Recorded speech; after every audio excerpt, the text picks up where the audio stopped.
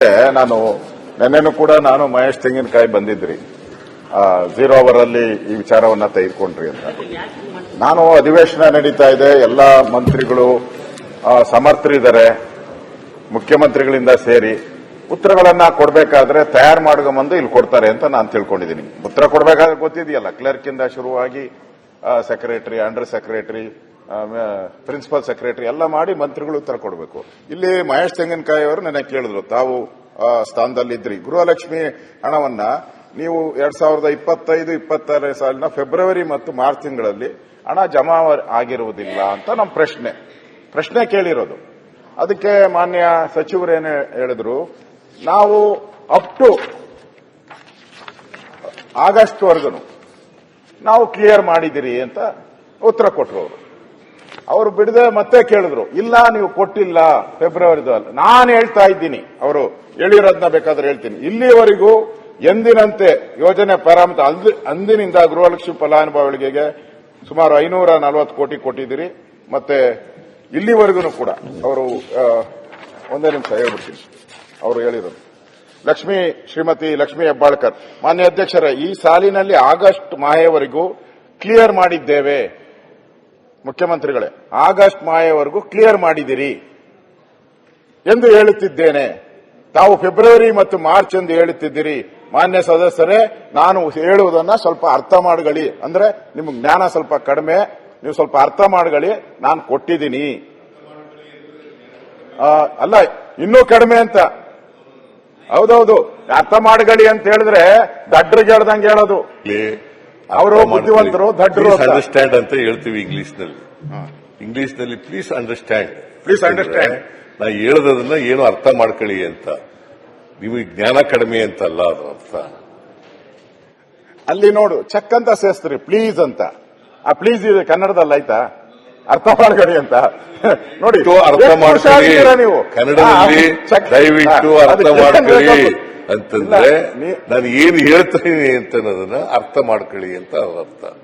ಹಾಗಂತ ಹೇಳಿ ನಿಮಗೆ ಜ್ಞಾನನೇ ಇಲ್ಲ ಅಂತ ಅಲ್ಲ, ನೀವು ಅಜ್ಞಾನಿಗಳು ಅಂತ ಅಲ್ಲ, ಜ್ಞಾನ ಇಲ್ಲ ಅಂತ ಅಲ್ಲ. Please understand what I am saying ಅನ್ನೋದನ್ನ ಅರ್ಥ ಇಲ್ಲ. ನೀವು 2.5 ವರ್ಷದಲ್ಲಿ ಗುಳಿಗೆಗಳು ಕೊಡ್ತಾರಲ್ಲ, ಕಹಿ ಗುಳಿಗೆಗಳಿಗೆ, ಅದಕ್ಕೆಲ್ಲ ಸಿಹಿ ಹಾಕಿ ಕೊಟ್ಬಿಟ್ಟು ನೋಡಿ, ಇವಾಗ ಪ್ಲೀಸ್ ಅಂತ ಸೇರಿಸ್ಬಿಟ್ರಿ, ಮುಗ್ದೋಯ್ತು ಅಲ್ಲಿಗೆ. ಬಿಡಿ, ಸಬ್ಜೆಕ್ಟ್ ಬರೋಣ. ಇಲ್ಲಿ ತಾವು ಕೂತಿದ್ರಿ, ಅರ್ಥ ಮಾಡ್ಕೊಳ್ಳಿ, ಆಗಸ್ಟ್ ಕ್ಲಿಯರ್ ಮಾಡಿದ್ದೇವೆ ಎಂದು ಹೇಳ ಬಯಸುತ್ತೇನೆ ಅಂತೇಳಿ. ತಾವು ಮತ್ತೆ ಎಂಟ್ರಿ ಆಗಿದ್ದೀರಾ, ಮತ್ತೆ ಕ್ಲಾರಿಫಿಕೇಶನ್ ಕೇಳಿದ್ದೀರಾ. ಅವಾಗ ನೀವು ಹೇಳಿದ್ದೀರಾ ಕೊಟ್ಟಿರೋ ಸರಿನಾ ಅಂತ. ಅದಕ್ಕೆ ಅವರು ಉತ್ತರ ಹೇಳಿದ್ದಾರೆ, ಇಲ್ಲ ನಾನು ಏನ್ ಹೇಳಿದ್ದೀನಿ ಅಂತ ಸರಿ ಇದೆ ಅಂತ ಮಾತನ್ನು ಹೇಳಿದ್ದಾರೆ. ಈಗ 9ನೇ ತಾರೀಕು ಹೇಳಿದ್ದು, 10ನೇ ತಾರೀಕು ನಾವು ಮಾಹಿತಿಯನ್ನ ಕೇಳಿದ್ರಿ. ದಿನಾಂಕ 10-12 ಇದು ಗೃಹಲಕ್ಷ್ಮಿ ಯೋಜನೆಯ ಬಾಕಿ ಕಂತು ಕುರಿತು ಅಂತ ನಾವು ಯಾರಿಗೆ ಕೇಳಿದ್ರಿ? ಉಪನಿರ್ದೇಶಕರು ಮಹಿಳಾ ಮತ್ತು ಮಕ್ಕಳ ಕಲ್ಯಾಣ ಅಭಿವೃದ್ಧಿ ಅವ್ರು ಹೇಳಿದ್ದಾರೆ. ಅವರು ಲೆಟರ್ ಕೊಟ್ಟಿದ್ದಾರೆ, ಅಫಿಷಿಯಲ್ ಲೆಟರ್ ಇದು. This is official letter.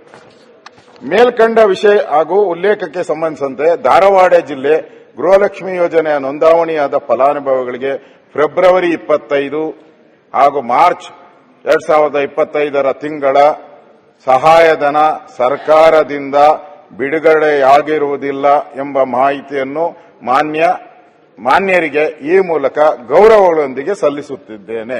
ಆಯ್ತಾ? ಮಹಿಳಾ ಮತ್ತು ಮಕ್ಕಳ ಕಲ್ಯಾಣ.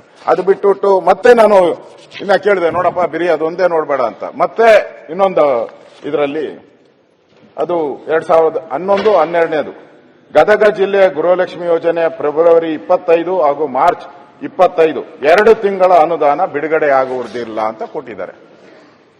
ಅಂದ್ರೆ ಸದನಕ್ಕೆ ಇಷ್ಟೆಲ್ಲ ಅವಕಾಶಗಳಿದ್ದೂ ಕೂಡ, ಎಲ್ಲ ವೆರಿಫಿಕೇಶನ್ ಆದ್ರೂ ಕೂಡ ಸರ್, ಒಂದೇ ನಿಮಿಷ, ಹಾವೇರಿದು ಇದೆ, ಅದಕ್ಕೆ ಹಾವೇರಿ ಜಿಲ್ಲೆದು ಇದೆ, ಹಾವೇರಿ ಜಿಲ್ಲೆನೂ ಇದೆ, ಧಾರವಾಡ, ಹಾವೇರಿ, ಹಾವೇರಿದು ಹೇಳಿದ್ದೀನಿ, ಹಾವೇರಿ ಜಿಲ್ಲೆದು, ಹಾವೇರಿ, ಗದಗ ಎಲ್ಲ ಹೇಳಿದ್ದೀನಿ. ಇಷ್ಟೆಲ್ಲ ಮಾಹಿತಿ ಇದೆ. ಪಾಟೀಲ್ರೆ, ನಾವೇನಾದ್ರು ಕಾನೂನು ತಪ್ಪು ಹೇಳಿದ್ರೆ 100 ಚುಚ್ಚಾಕ್ತೀರಾ ನೀವು. ಈ ಸೂಜಿಯಲ್ಲಿ ಚುಚ್ಚುತ್ತಾರಲ್ಲ, ಈ ಜಾಲಿ ಮುಳ್ಳಲ್ಲಿ ಹಂಗೆ ಚುಚ್ಚಾಕ್ಬಿಡ್ತೀರಾ ನಮಗೆ. ಇವಾಗ ಮಂತ್ರಿ ಈ ತರ ಸದನಕ್ಕೆ ತಪ್ಪುಗಳು ಹೇಳಿದ್ರೆ, ಸದನದಲ್ಲಿರೋ ನೀವೆಲ್ಲರೂ ಹೇಳೋದನ್ನ ನಾವು ಯಾವ ಗ್ಯಾರಂಟಿ ಅಂತ ನಂಬೇಕು ನಾವು? ಸದನದಲ್ಲಿ ಎಲ್ಲಾ ಮಂತ್ರಿಗಳು ಕೊಡ್ತಾರೆ, ನಾವು ಅದನ್ನು ವೇದವಾಕ್ಯ ಭಗವದ್ಗೀತೆ ನಾವೆಲ್ಲ ಅಂತ ತಿಳ್ಕೊಂತೀರಿ ನಾವು. ಮುಖ್ಯಮಂತ್ರಿಗಳು ನಾಳೆ ಕೊಡೋರು ಇದ್ದಾರೆ ಉತ್ತರ ಕರ್ನಾಟಕಕ್ಕೆ, ಅದು ಸುಳ್ಳ ಈ ತರ ಸದನದ ಅಗೌರವ ಆಗ್ತೈತೆ. ನನಗೆ ಏನ್ ಇದಿಲ್ಲ, ನೀವು ರಾತ್ರಿ ಎಲ್ಲ ನೀವು ಏನ್ ಮಾಡ್ತೀರಾ, ಡಿನ್ನರ್ ಪಾಲಿಟಿಕ್ಸ್ ಕರೆದು ಬಿಡ್ತೀರಾ. ಡಿನ್ನರ್ ಪಾಲಿಟಿಕ್ಸ್ ರಾತ್ರಿ 1 ಗಂಟೆ ಇಲ್ಲ ಅಧ್ಯಕ್ಷರೇ, ಅದೇ ಪ್ರಾಬ್ಲಮ್. 11-12 ಗಂಟೆಗೆ ಬಿಡ್ತಾರೆ ಇವರು, ಅವ್ರು ರೆಡಿ ಆಗಲ್ಲ. ಬೆಳಗ್ಗೆ ಅವ್ರು ಏನು ಕ್ಲಾರಿಫಿಕೇಶನ್ ಅವ್ರು ಸರಿಯಾಗಿ ತಗೊಬೇಕಲ್ಲ, ಬಂದು ಏನು ಇಲ್ಲ, ಡೈರೆಕ್ಟ್ ಆಗಿ ಬಂದ್ಬಿಡ್ತಾರೆ. ಈಗ ಅದರಿಂದ ಇಲ್ಲಿ ಯಾರು ಹೇಳೋರು ಕೇಳೋರು ಇಲ್ವಾ? ನೀವಾದ್ರೂ ಅವ್ರಿಗೆ ಹೇಳ್ಬೇಕು, ಯಾಕಿಂತ ಉತ್ತರ ಕೊಡ್ತೀರಿ? ಏನ್ ಕೊಡ್ತೀರಾ ಅವ್ರಿಗೆ? ಪನಿಷ್ಮೆಂಟ್ ಏನು? ನಾವೇನ ಕೊಚ್ಚುತ್ತೀವಿ ಮಣ್ಣೆ ಮಾಡಿದ್ರೆ ಏನಪ್ಪಾ ಸರ್ಕಾರದ ಮಂತ್ರಿ ಮೇಲೆ ಮಾಡ್ತೀರಾ ಅಂತೀರಾ?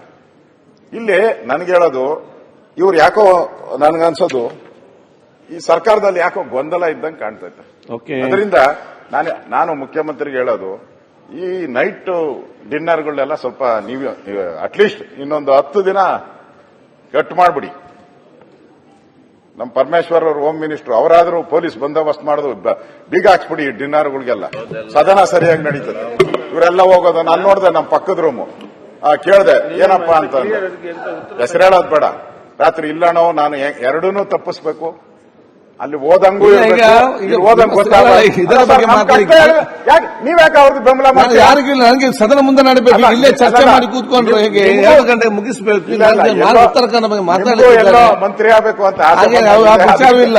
ನನಗೆ ಸದನವನ್ನು ಈಗ ಖಂಡಿತವಾಗಿಲ್ಲ. ನನಗೆ ನೀವೀಗ ರೇಸ್ ಮಾಡಿ ಅವಕಾಶ ಮಾಡಿ ಕೊಟ್ಟಿದ್ದೇನೆ. ತಮ್ಮ ಸಲಹೆ ಸೂಚನೆ ಈಗ ಏನ್ ಮಾಡಬಹುದು? ಏನ್ ಮಾಡ್ತಾ ಇಲ್ಲ ಸರ್. ಅಶೋಕ್ ಸರ್, ಆದ್ರೆ ಇಲ್ಲಿ ನಾನು ಮೊದಲೇ ಹೇಳಿದ್ನಲ್ಲ, ಇಲ್ಲಿ ನಡೆಯುವಂತ ಚರ್ಚೆಗೆ ಉತ್ತರ ಕೊಡ್ತಾರಲ್ಲ, ಅದಕ್ಕೆ ಅಥೆಂಟಿ ಬೇಕು. ಅದೇ ಇಲ್ಲ ಅಂದ್ಮೇಲೆ ಈ ಸದನಕ್ಕೆ ಏನ್ ಬರ್ಬೇಕು ನಾವು? ಚರ್ಚೆ ಏನಕ್ಕಾಗಬೇಕು? ತಪ್ಪಲ್ವಾ? ಈ ತರ ಯಾಕೆ ಕೊಡ್ತೀರಾ ನಾವು? ನಿಮ್ದೇನ ಸಮಸ್ಯೆ ಇದ್ರೆ ಇದು ಮಾಡ್ಕೊಳ್ಳಿ, ಮುಖ್ಯಮಂತ್ರಿಗಳು ನಾನು ಕೇಳ್ತೀನಿ. ಗ್ಯಾರಂಟಿ ಸರ್ ಮಾಡಿ ಎನ್ಕ್ವೈರಿ ಮಾಡಿ. ಲಕ್ಷ್ಮೀ ಹೆಬ್ಬಾಳ್ಕರ್ ಅವರು ಉತ್ತರ ಕೊಟ್ಟಿದ್ದಾರೆ. ಆಗಸ್ಟ್ ವರೆಗೆ ಗೃಹಲಕ್ಷ್ಮಿ ಹಣನ ಸಂದಾಯ ಮಾಡಿದ್ದೀವಿ ಅಂತ ಹೇಳಿದ್ದಾರೆ. ಅವರು ಮಾನ್ಯ ಸದಸ್ಯರು ಹೇಳ್ತಾರೆ ಫೆಬ್ರವರಿ ಕೊಡ್ಲಿಲ್ಲ ಅಂತ. ಫೆಬ್ರವರಿ ಮತ್ತೆ ಮಾರ್ಚ್ನೆಲ್ಲ, ಫೆಬ್ರವರಿ ಮಾರ್ಚ್ನಲ್ಲಿ ಬಂದಿಲ್ಲ ಅಂತ ಹೇಳ್ತಾರೆ. ಅವ್ರ ಮಂತ್ರಿಗಳಿದಾರ? ಲಕ್ಷ್ಮೀ ಹೆಬ್ಬಾಳ್ಕರ್ ಫೆಬ್ರವರಿ ಮಾರ್ಚ್ನಲ್ಲಿ ಬಂದಿಲ್ಲ ಅಂತ ಹೇಳ್ತಾರೆ. ಅವ್ರ ಮಂತ್ರಿಗಳಿದಾರ? ಲಕ್ಷ್ಮೀ ಹೆಬ್ಬಾಳ್ಕರ್ ಇಲ್ಲ ಅಂತ ಅನ್ಸುತ್ತೆ. ನನಗೆ ಅರ್ಥ ಆಯ್ತು ಅವ್ರಿಗೆ ಹೇಳಿದ್ದು.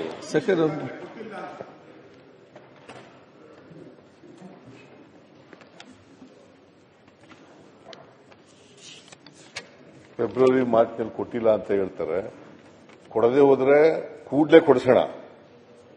ಒಂದು ವೇಳೆ ಕೊಡದೆ ಹೋದ್ರೆ ಕೂಡಲೇ ಕೊಡಿಸೋಣ.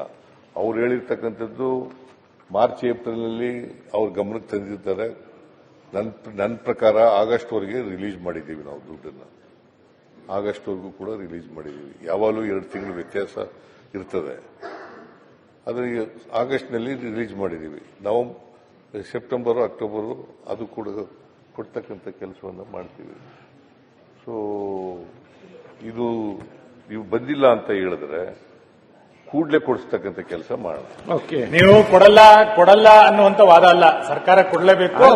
ಸರ್, ಕೊಡಲ್ಲ ಅಂತಲ್ಲ, ಸದನದಕ್ಕೆ ಸುಳ್ಳು ಹೇಳಿದ್ರಿಂದ ಸದನಕ್ಕೆ ಇದು ಹಕ್ಕುಚ್ಯುತಿ ಆಗಿದೆಯಾ ಅಥವಾ ಸದನಕ್ಕೆ ಅಗೌರವ ತೋರಿಸಿದಿರಾ ಅಂತ ಹೇಳಿ. ಯಾಕೆಂದ್ರೆ ನಾವು ಪದೇ ಹೇಳಿದ್ವಿ, ನೀವು ಆಗಸ್ಟ್ ತನಕ ಕೊಟ್ಟಿರೋದು ಹೌದು, ಆದ್ರೆ ಫೆಬ್ರವರಿ ಮತ್ತು ಮಾರ್ಚ್ ಕೊಟ್ಟಿಲ್ಲ ಅನ್ನೋದನ್ನ ಅವರು ಸ್ಪಷ್ಟ ಹೇಳ್ತಾ ಇದ್ದಾರೆ ಅಂತ ಅಂದಾಗ್ಲೂ ಕೂಡ ಅದನ್ನ ಅವ್ರಿಲ್ಲ ನಾವು ಕೊಟ್ಟಿದೀವಿ ಅಂತ ಹೇಳಿದ್ರು. ಇದನ್ನ ಈಗ ಹಕ್ಕುಚ್ಯುತಿ ತಗೋತೀರೋ ಅಥವಾ ಸದನ ದಿಕ್ ತಪ್ಪಿಸಿದಿರೋ ಅಂತ ಹೇಳಿ.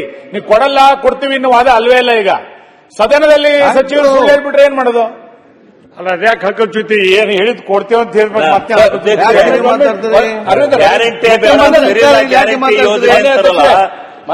ಇಷ್ಟೊಂದು ಚಿಂತನೆ ಒಂದು 6 ತಿಂಗಳು ಹೆಚ್ಚು ಕಮ್ಮಿ ಕೊಡ್ತಾರೆ. ಅಧ್ಯಕ್ಷರೇ, ಗ್ಯಾರಂಟಿ ಯೋಜನೆ ವಿರೋಧ ಮಾಡ್ತಾನೆ ಅವರು. ಶಿವಲಿಂಗಣ್ಣ, ನೀವು ವಿರೋಧ ಮಾಡ್ತೀರಿ.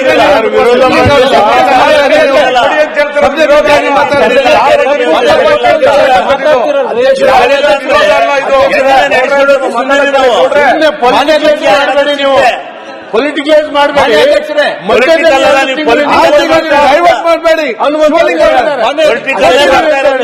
ಮುಖ್ಯಮಂತ್ರಿ ಇಲ್ಲ ಧೈರ್ಯ ಒಂದ್ಸರಿ ಶಿವಲಿಂಗ ಅವರೇ, ರಾಜಕೀಯ ಮಾಡುವಲ್ಲಿ ಏನು ಅರ್ಥ ನಾನು ಸ್ಪಷ್ಟವಾಗಿ ಹೇಳ್ತಾ ಇದ್ದೀನಿ, ಫೆಬ್ರವರಿ ಮಾರ್ಚ್ನಲ್ಲಿ ಬಂದಿಲ್ಲ ಅಂತ ಹೇಳ್ತಾರೆ.